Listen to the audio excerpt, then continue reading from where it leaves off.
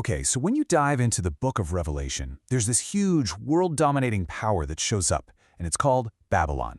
But, figuring out exactly what this Babylon is, well, it's not quite as straightforward as you might think. The text really presents us with a puzzle, and that's what we're going to dig into. And this is where it gets really interesting. The source material gives us this fascinating riddle. You've got two huge systems that basically run the world in the end times. One is a religious power, and the other is an economic empire. And they're both called Babylon. So what's the deal? How are they connected? How are they different? That's the mystery we're unpacking today. So first things first, we got to get this straight. The Babylon in Revelation is not the ancient city we all learned about in history class. The name itself, mystery, is our biggest clue right off the bat that we're dealing with something symbolic here. It's representing a massive spiritual or systemic power. So here's the key takeaway. The text lays out two separate but really deeply connected entities. We get the details on one in Revelation chapter 17 and the other in chapter 18. So let's start looking at the evidence for each one and see how they fit together. All right, let's tackle the first entity, the one from Revelation 17. The text gives it this very specific and pretty provocative title, Mystery Babylon, the Great Harlot. And that name? Well, it's our first major clue to what this whole thing is about. So what in the world is Mystery Babylon? Well, according to the source, it's a symbol for a huge, super influential, and deeply corrupt religious system. The key here is that it's not pointing to one specific religion, but more of a spiritual force that's operating on a global scale. The text actually gives us 4 key identifiers to help us pin this thing down. First, it's defined by its persecution of believers. Second, that name mystery tells us we're looking at a spiritual identity, not a literal city. Third, its influence is absolutely massive. It stretches across peoples, multitudes, nations, and tongues. And finally, it's symbolized as a woman. You see, in this context, the name harlot is used to symbolize spiritual unfaithfulness. It's the total opposite of the faithful bride of Christ, which is a symbol for the church. And that first point about persecution? Wow, this quote right here just drives it home. This isn't just a friendly disagreement. We're talking about active, violent opposition. The image of being drunk with the blood of the saints, that's incredibly intense. It paints a crystal clear picture of a hostile, persecuting system. What's really fascinating here is that this system isn't presented as something new that just pops up. The source explains that this symbolic figure has been influencing world empires throughout all of history, all the way from ancient Egypt and Babylon to a final future empire. It's this persistent spiritual deception that has always found a way to partner up with political power. And then the story takes a sharp, unexpected turn. This religious system, it turns out, will eventually be backed by a group of 10 powerful political leaders. But that support doesn't last. The text says these very same leaders will suddenly turn on her, strip away all her wealth and influence, and completely destroy her, and that this is all part of a divine plan.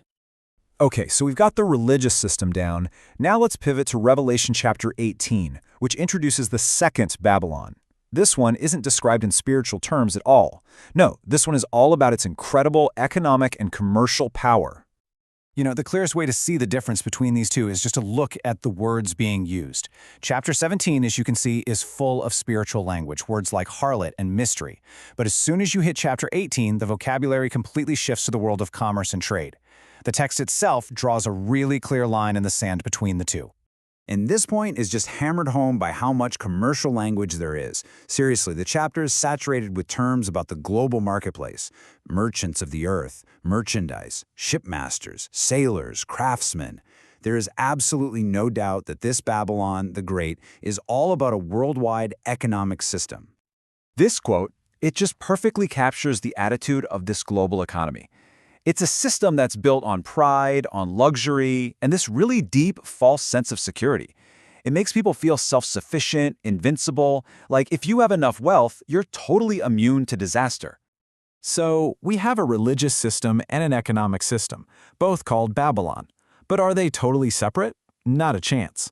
The source material makes it really clear that these two powers are deeply intertwined, and that's exactly why they share the same symbolic name.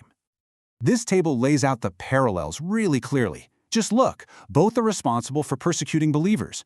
Both are called a great city, which is a symbol of security and power. And both have immense influence. One gets it through spiritual partnerships with political leaders, and the other gets it through the raw economic power that makes its merchants rich.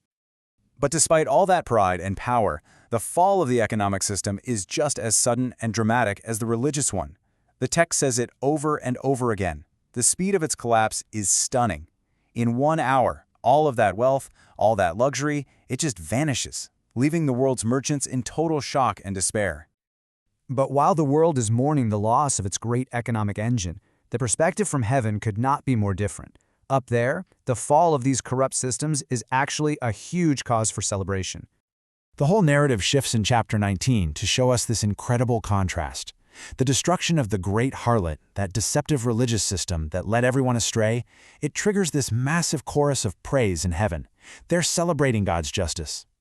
And all this celebrating builds up to a very specific event, what the text calls the marriage supper of the Lamb.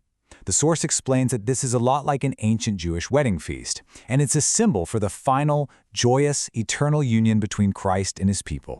And this quote shows the complete reversal that happens. What replaces the corrupt systems of Babylon? Instead of a harlot, you have a wife. Instead of all those gaudy, corrupt riches, you have fine linen, which the text specifically says is the righteous acts of God's people. It's a total, complete transformation. So we're left with this really powerful picture of two systems that are all tangled up. One corrupts worship, the other corrupts commerce, and both are ultimately judged and replaced. And that leaves us with one final question to think about. If this symbolic Babylon is a timeless force, how might we see its blend of deceptive spiritual and economic power playing out in the world around us today?